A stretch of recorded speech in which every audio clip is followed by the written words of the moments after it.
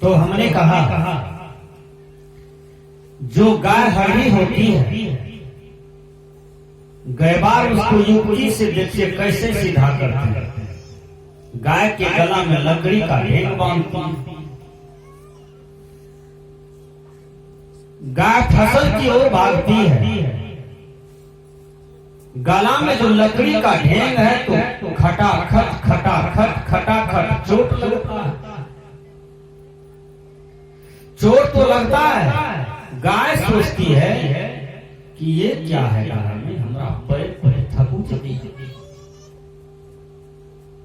गैबार देखिए बिन हकाय, बिन दिमाग बिना दिल का, बिन दिमाग का,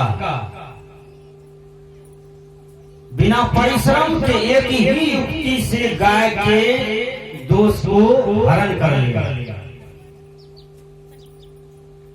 और गाय धीरे धीरे ठीक हो जाता है। युक्ति से ठीक किया गाय को। जो गाय हरी थी उसको युक्ति से गैबार सीधा कर दिया, ठीक कर दिया। उसी प्रकार ये जो मन है ना आपका, ये हरी मन है। यह मन मछली खा रहा है, मांस खा रहा है, दारू पी रहा है, शराब पी रहा है, नशा सेवन कर रहा है। मन आपको कम पतन की ओर नहीं ले गया। और मने के चलते मनुष्य का पतन होता है। भगवान कृष्ण ने गीता में कहा, हे अर्जुन, मन ही बंधन का कारण है और मन ही मोक्ष का कारण है। तो बंधन क्या है? शब्द, स्पर्श, रूप, रस, गंध,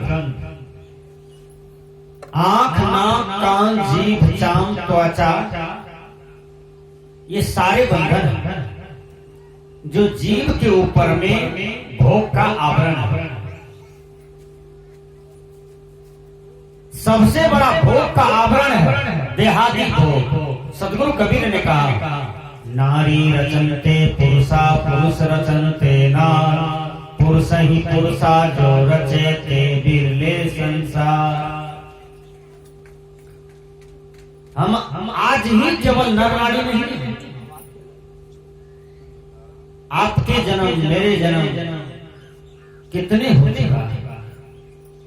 भगवान कृष्ण गीता में कहा, हे अर्जुन, तेरे मेरे जन्म इस पृथ्वी पर कितने बार हो चुका है।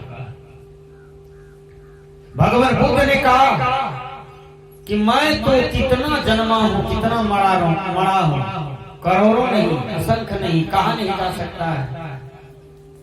यदि मेरे हड्डी को रखा जाता तो यह संसार जाम लग जाता, दुनिया में जाम लग जाता। मेरे पैखाना को रखा जाता तो कीचड़ बन जाता, मेरे मूत्र को रखा जाता तो एक समुद्र बह जाता। विचार कीजिए, हम कितने जन्मे हैं, कितने मरे हैं, केवल आज ही। तो नारी रचनते पुरुषा, पुरुष रचनते नारी। सदगुरु कबीर कहते हैं, भोग का मार्ग, विषय का मार्ग, बंधन का मार्ग, इसको समेटो, इससे हटो, इनसे परे हो जाओ। आप केवल आज ही भोग में नहीं हो, अनौदिक काल से भोग में हो, लेकिन भोग में तृप्ति नहीं, शांति नहीं। परे हो जाओ। जैसे कोई ओस को चाटे और कहे मेरा प्यास बुझ जाए, होगा? नहीं हो सकता है। उसको पानी पीना होगा तब प्यास बुझेगी। वही काम आज तक हम लोग कर रहे हैं। वो चाट करके प्यास को बुझाना चाहते हैं। वो प्यास क्या है? यह आत्मा जो है प्यासा है। सत्संग के बिना, साधना के बिना, गुरु भक्ति के बिना, गुरु सेवा के बिना, हरि चर्चा के बिना, हरि नाम के बिना प्यासा है। आज से प्यासा नहीं है, जन्म जन्मांतर से प्यासा है। आज भी प्यासा ही मर रहा है, प्यासा ही जीवन बीत रहा है। संत महापुरुष को दया आता है। आत्मज्ञान के हीरे मोती संत बिखेरे गली गली, ले लो रे कोई संत का प्यारा, शोर मचाओ गली गली। कल से शोर मचाया जा रहा है। कितने आदमी बोलिए। एक महिला को देखे हम नाच में जाते हैं, तो 11 बजे रात में जा रहे थे नाच में, ढेर आदमी जा रहा था। उस महिला पर हम ध्यान दिया। एक बच्चा को कन्हा पर ली है, एक बच्चा को गोद में ली है, और 2 बच्चा को गए ठुमका मारते जा रही है। जल्दी चल, जल्दी चल, छूटल जा रहा है, जल्दी चल। एक ठुमका मारे बच्चा है, वो तक पहुंची है, धकेल दे जोर से, भूले नहीं चाहिए ना, छूटल जाए। यह भी विषय विचार की। सत्संग कल से शोर मचाया जा रहा है। ज्ञानचंद बाबू इतनी हृदय की उदार है, मनीष जी इतना खर्च करके ज्ञान यज्ञ करना साधारण बात नहीं है। दुनिया में जितने भी यज्ञ होते हैं, चाहे अष्टजाम हो कि सत्यनारायण कथा हो कि भागवत कथा हो कि अष्टजाम हो, सबसे श्रेष्ठ सत्संग यज्ञ होता है। याद कर ली बगैर तो सबसे सभी यज्ञों में श्रेष्ठ सत्संग यज्ञ होता है। और जो सत्संग यज्ञ करते हैं, समझो वह दरवाजे पर तीर्थ कर लिया, वह प्रयाग जमा लिया, वह व्रत कर लिया, वह कई जन्मों के पुण्य को संचय कर लिया। मामूली बात है सत्संग करा लेना। लोग पैसा खर्च करते हैं साधु के यहाँ, साली के यहाँ, ससुराल में, कर कुटुंब में, समधी के यहाँ, लेकिन सत्संग में कोई पैसा खर्चा करे वो कोई बिरला ही व्यक्ति होता। हमारे खारगा में एक आदमी हुआ है, उसका नाम है बिंदेश्वरी साहब। यदि उसके मन में आया कि हमको सत्संग कराना है तो कर्जा उठा लेता है, जमीनों भरना लगा देता है, तब सत्संग कराते हैं। ऐसा भी धरती पर लोग हैं, विचार कीजिए। कर्जा उठाते हैं, बेटा सब बोलते रह जाता है, जमीन भरना लगा करके महात्मा को ला के सत्संग करा दिया, भंडारा करा दिया, फिर जमीन छोड़ाएगा। ऐसा भी धन्य व्यक्ति आपके समाज में है, आपके दुनिया में, विचार कीजिए। तो सदगुरु कबीर कहते हैं, नारी रचनते पुरुषा, पुरुष रचनते नार, पुरुष ही पुरुषा, जो रचते बिरले संसार। अब मैं निवेदन करता हूं, नर नारी का भोग केवल आज ही नहीं है। आप यदि कुत्ता जोड़ी में थे तो वहां भी आपका भोग था, बैल जोड़ी में थे वहां भी आपका भोग था, बकरी जोड़ी में थे आप, वहां भी आप भोग विलास में थे। आप जिस खानी में जिस देह में गए वहां भी आप भोग के साथ जीवन जिए हैं। अब मनुष्य तन में आए, यहाँ भी बुढ़ारी तक भोग ही भोग जीवन जी रहे हैं। कभी मुक्ति मिलेगी? मुक्ति तो उसको कहता है जब भोग से आप परे हो जाए। सदगुरु कबीर ने कहा, संतो घर में झगड़ा भारी। अभी पाठ में कहा गया था, संतो जीवत कीजिए आशा। बड़ी सुंदर बात कहा था पाठ में। मतलब जीते जी आशा करो, जीते जी बंधन को काटो। वह बंधन महात्मा गांधी अपनी पत्नी के साथ मां का रिश्ता बनाया। कब? जब भोग को त्याग दिया, योग में आया, तब वही पत्नी को आप मां की दृष्टि से देखिए आपका काम विकार ठंडा पड़ जाता है, क्रोध विकार ठंडा पड़ जाता है, लोभ विकार ठंडा पड़ जाता है। सब में परमात्मा को देखिए, सब में भगवान को देखिए। परिवार में जितने भी सदस्य हैं सब में परमात्मा है। संसार में जितने भी जीवधारी हैं सब में परमात्मा बैठे हैं। जब प्रहलाद से पूछा गया तुम्हारा भगवान कहाँ है बेटा, तो प्रहलाद ने कहा हम में, तुम में, खम में, ये सारे प्रजा लोग में, सभी जीव जंतुओं में, सब में भगवान का वास है, सब में परमात्मा का वास है।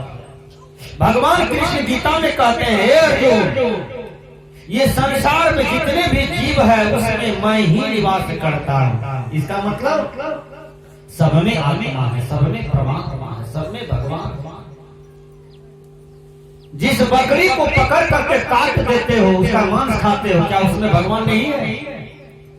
जिस मुर्गा मुर्गी को काट करके अंडा फोड़ करके खा लेते हैं, क्या उसमें ईश्वर नहीं है, भगवान नहीं है, उसमें जीव नहीं है? क्या उस पर दया नहीं करना चाहिए? इसलिए सब में परमात्मा को जानिए, सब में ईश्वर को जानिए, तो आपके हृदय में दया है। संतो जीवत कीजिए आशा, जीते जी वैकुंठ की आशा कीजिए, जीते जी स्वर्ग को अनुभव कीजिए। मरने के बाद न नरक है न स्वर्ग है, और जीते जी नरक और स्वर्ग का अनुभव होता है। तो हमने कहा संतो घर में झगड़ा भारी, बड़ी सुंदर पद है कबीर साहब जी का। वो झगड़ा क्या है? एक झगड़ा घर में होता है, भाई को भाई से, गोतनी को गोतनी से, पिता पुत्र में, माँ बेटी में, ससुर दामाद में, पड़ोसी को पड़ोसी से, मेहता को मंडल से, ब्राह्मण को राजपूत से, यादव को दुसाध से। ये सारे झगड़ा जो है ये बाहर की झगड़ा है। हिंदू को मुसलमान से, सिख को यहूदी से, पारसी को जरथुस्ती से, ये बाहर की झगड़ा है। ये बाहर की झगड़ा तो समाप्त हो जाता है, बैठ के बैठा के पंचायत करके केस करके समाप्त कर देते हैं। लेकिन अंदर में झगड़ा जो चल रहा है, वो झगड़ा बताइए कौन सा पंचायत बैठाइएगा? अंदरों में झगड़ा है ना? शब्द, स्पर्श, रूप, रस, गंध, ये 5 विषय यो झगड़ा करता है। बहुत झगड़ा कर रहा है अंदर में। क्या आज युवक सबको देखिए, मोबाइल देखते रहते हैं। मोबाइल में ज्यादातर रोमांटिक चित्रहार फिल्म, हमेशा कनपट्टी सटाए रहते हैं, जिनसे दिल बिगड़े, दिमाग बिगड़े, स्वास्थ्य बिगड़े, संपत्ति बिगड़े, विद्या बिगड़े, लक्ष्य बिगड़ जाए, तो वह चीज को नहीं देखना चाहिए। वही मोबाइल में रामायण देखिए, कृष्ण लीला देखिए, महाभारत देखिए, आपको विवेक जगेगा। तो इसको कहते हैं शब्द, यह विषय है। शब्द एक विषय है। यह विषय को जितना चाहते हैं, तो सबसे पहले आप कान में रुई ठूसिएगा तो नहीं होगा। धीरे धीरे आपने को जीते। वह गलत ऑडियो वीडियो जो आप सुनते हैं, उनको जीतिए कि आए मन, तुम जो अश्लील बातें सुनना चाहते हो, इनसे किसी को आज तक फायदा नहीं हुआ, घटा हुआ। कुछ कुछ आदमी का संस्कार होता है निंदा करने का, निंदा सुनने का। देखिएगा टोला में, ग्राम में, चौक चौराहे पर बैठ गया है, दूसरे का केवल शिकायत कर रहा है, निंदा कर रहा है। बोलिए, निंदा करने वाले आदमी घर को बिगाड़ता है, परिवार को बिगाड़ता है, समाज को बिगाड़ता है। निंदा करते करते दुर्योधन को दिमाग को बिगाड़ दिया शकुनी, अपना ही खास मामा। निंदा करते करते मंथरा, भारत की मां की बुद्धि को बिगाड़ दिया। विचार कीजिएगा, ये निंदा का परिणाम है। इसलिए जो निंदा करते हैं, शिकायत करते हैं, केवल दूसरे की बात बोलते हैं, तो रामायण आपको सचेत करता है। क्या आठमया था लाभ संतोषा, स्वप्न नहीं देखिए पर दोषा। स्वप्न में भी दूसरे का दोष नहीं देखना चाहिए। जब भी दोष देखना चाहते हैं तो अपना दोष को निहारिए। यह साधक का दिव्य गुण है, यह आपकी दिव्य रहनी है, दिव्य सोच है। अपना ही दोष को देखिए, अपना ही दुर्गुण को देखिए, अपना ही अवगुण को देखिए और उसको निकालिए। इसलिए हमने कहा संतो घर में झगड़ा भारी, शब्द का झगड़ा है। अब चलिए रूप का झगड़ा क्या है? लड़का देखने में सुंदर है, लड़की देखने में सुंदर है, महल सुंदर है, रसगुल्ला का रंग सुंदर है, केवाड़ी चौकी का रंग सुंदर है, पलंग का रंग सुंदर है, रजाए तोशक तकिया का रंग सुंदर है, घर का रंग सुंदर है। यह भी एक विषय है। जितना सुंदर वस्तुओं को निहारिएगा, उस पर मन दौड़ाइएगा, यह एक विषय है। उस मन को जीतिए कि ऐ मन, सुंदर वस्तुओं का भोग चाहते हो, उसको भोगना चाहते हो, उनसे संतुष्ट होना चाहते हो, आत्मतृप्ति चाहते हो, नहीं मिलेगी। किसी को नहीं मिला, तुम्हें भी नहीं मिलेगा। विचार कीजिए। गोबर का कीड़ा गोबर का गुल्ली बनाता है। देखिएगा माताएं लोग, तो आपको गोबर से संगति ज्यादा होता है। गुल्ली बनाता है और उसको घड़काते रहता है। देखिएगा उसी को चूसते रहता है। अब गबरोड़ा को पूछा जाए तुमको गोबर कैसा लगता है, मिश्री जैसा कि चीनी जैसा कि मिठाई जैसा कि रसगुल्ला जैसा, गोबरोड़ा बेचारे को कभी बढ़िया स्वाद ही नहीं मिले। हम क्या बोले?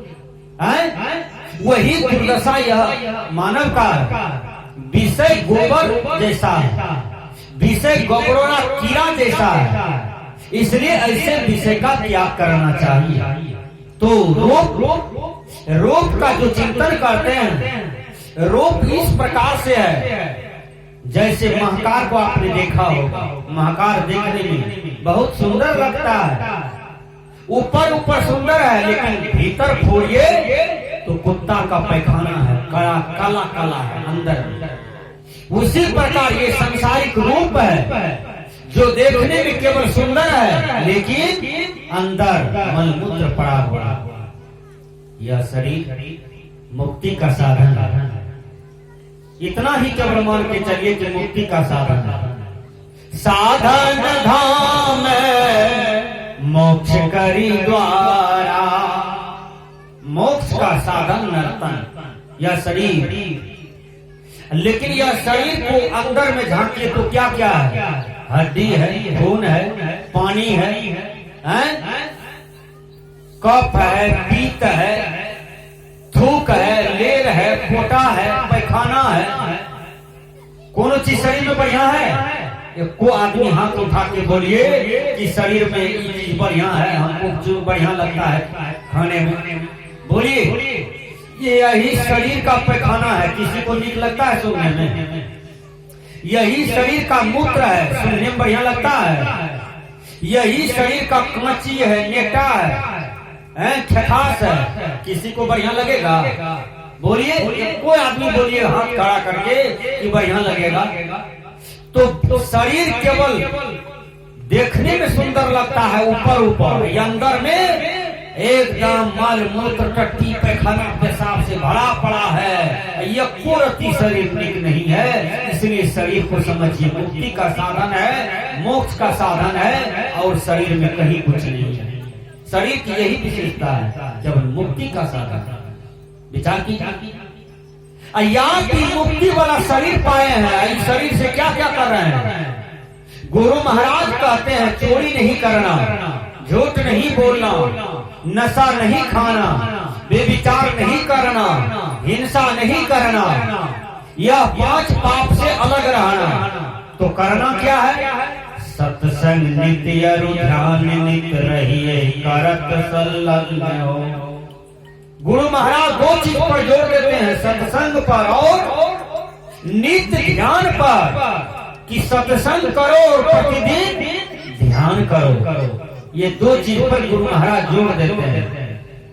सत्संग करो, ध्यान करो।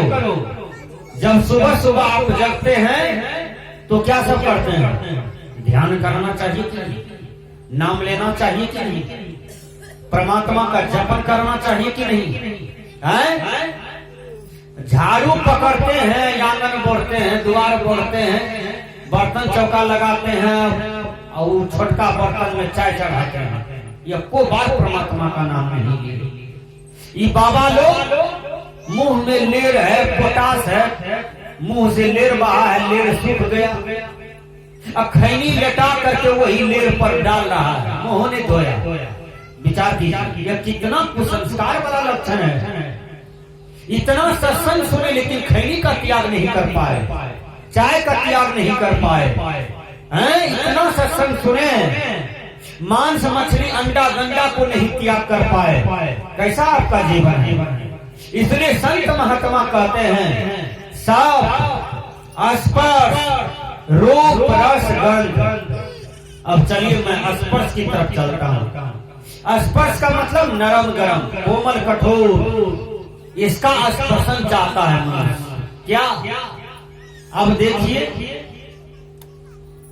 किसी आदमी को खलिए चौकी पर सोने की आदत है, खाली खाट पर सोने की आदत है। वह कौन है? कैसा त्यागवान लोग, कितने बड़े संत हैं। विचार कीजिए, विनोबा जी लोगों से जमीन मांगते थे और रात जब होता था ना तो एक चादर बिछा करके जमीने पर सो जाते। महात्मा गांधी चादर बिछा के जमीने पर रात बिता लेते थे। गौरवनाथ जी टूटी खाट पर सोते थे। बड़े बड़े संत महापुरुष का ऐसा साधना रहा है कि वह कभी गद्दा, बड़ा 1 लाख का पलंग, ये सब का नहीं किया। आजकल के महात्मा को देखिए, इतना राज ऋषि, इतना बड़का ऋषि बन गया है राज ऋषि कि राजा भी उसके सामने में खड़े। तब न रामपाल पकड़ा गया, तब न आसाराम धरा गया, तब न राम रहीम धरा गया। ये संसार के लोग संत जान करके, साधु जान करके, महात्मा जान करके, गुरु जान करके लोग रुपया देते हैं, विदाई देते हैं, सब कुछ देते हैं, आदर सम्मान देते हैं। लेकिन वही पैसा को हम दुरुपयोग करने लगते हैं तो हम संसारी से भी ज्यादा हमारा पतन हो जाता है। आज रामपाल पर थूक फेंका जाता है, राम रहीम पर, आसाराम पर थूक फेंका जा रहा है। क्यों? सदगुरु कबीर ने कहा, साहिब के दरबार में लंबा पेड़ खजूर, चढ़े तो चाखे प्रेम रस, गिरे तो चकना चूरम चूर। देखिए साहिब के दरबार में मतलब भगवान के दरबार में लंबा पेड़ खजूर है। वह क्या है? वह है मोक्ष, मुक्ति। और उसके लिए चढ़ते हैं साधक लोग, ब्रह्मचारी लोग, संत लोग, गुरु लोग, साधिका, गृहस्थ भाव, सब चढ़ते हैं कि हमको मिले तो हमको मिले, हम प्राप्त कर जाए तो हम प्राप्त कर जाए। लेकिन चढ़े तो चाखे प्रेम रस, जो चढ़ गया, साधना में सफल हो गया तो वह प्रेम रस को चख लेता है। जो गिर गया तो चकना चोरम चोर, गिरने वाले का भी मैंने नाम लिया। और